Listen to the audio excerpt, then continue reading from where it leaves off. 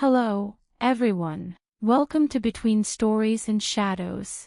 Thank you for being here. In this space, we will share tales and stories written by those of us behind this channel. Some will be terrifying, while others, not so much. We hope you enjoy them. Let's begin. Today's story is titled, When the House Takes Care of Itself. For as long as this young woman could remember, she had always lived in the same house.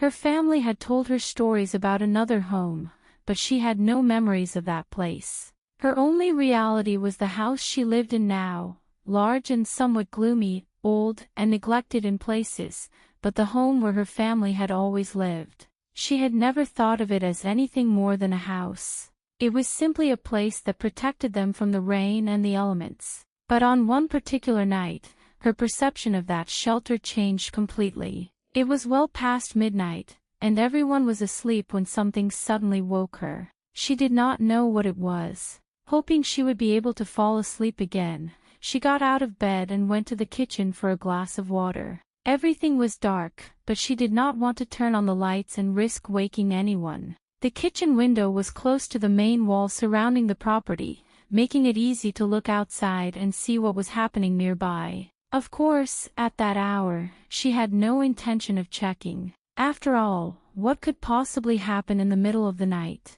Nothing exciting, or out of the ordinary, ever happened around there.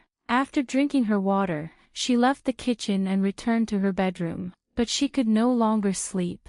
Something was making her uneasy. She did not know what it was, so she simply lay in bed, turning from one side to the other as she tried to fall asleep. She remained like that for several minutes until she heard a noise, a thud followed by a few muffled voices. She carefully got out of bed and switched on the hallway light, hoping to find a family member who had gotten up for some reason. But no one was there. She looked through the window, but she could not see anything. Had she imagined it? Maybe it had been a stray cat, she thought, or perhaps her exhausted mind was playing tricks on her because she could not sleep.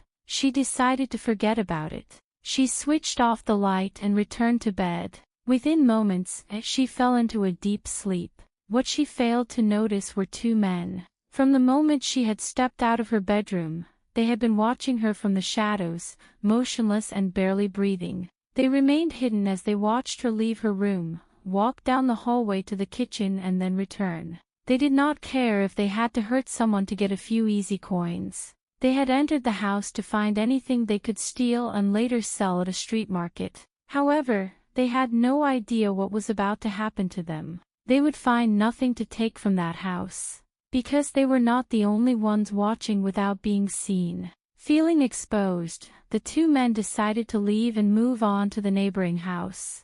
To do that, they had to escape through the backyard. They moved as silently as possible, carefully making their way between garden ornaments and flower pots that almost seemed to have been deliberately arranged as traps by the owners. In the middle of their growing panic, they noticed something they initially thought they must have overlooked. The wall seemed much lower than it had been when they first broke into the property. Perhaps their hearts had been racing so fast from the adrenaline that the wall had only appeared enormous before. Who could say? Thankful for their apparent good fortune, they ran toward it to escape.